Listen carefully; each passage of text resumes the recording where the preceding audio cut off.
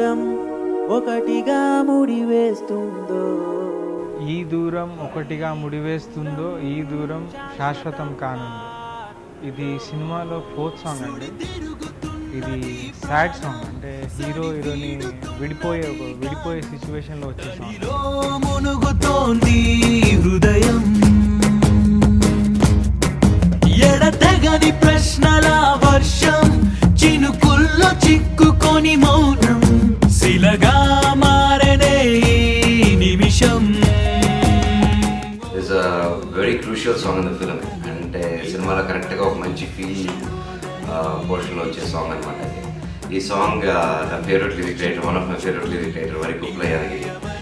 నాకు ఇంత ముందు దేవదాస్ కరెంట్ దిక్కులేని పాడిన సాంగ్ దేవదాస్ ఆయనే.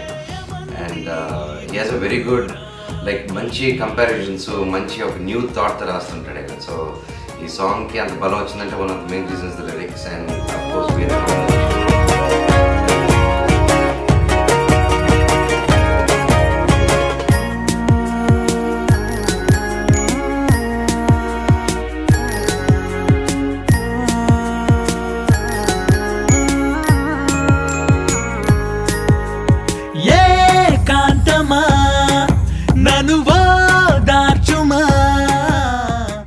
ఒక క్యారెక్టర్స్ మధ్య చిన్న డిస్టర్బెన్స్ వచ్చి, సో అక్కడి నుంచి సిచ్యువేషనల్ సాంగ్ అనమాట.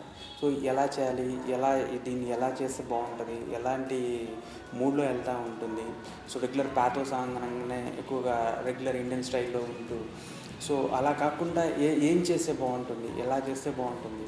సో ఇప్పుడు అనే దాంట్లో థాట్ ప్రాసెస్లోంచే ఓకే ఇలా వెస్ట్రన్ కైండ్ ఆఫ్ వెళ్తూ, సో ఒక గిటార్స్ రెగ్యులర్ ఒక రాక్ కైండ్ ఆఫ్ మూడ్ తీసుకొచ్చి చేస్తే బాగుంటుంది.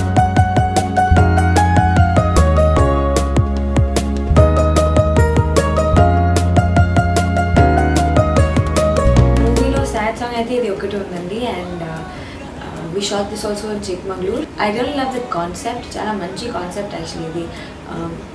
Even though it's a very sad song, there's a band behind playing. అంతదాకా నాలో పెను చీకటే కనుమా,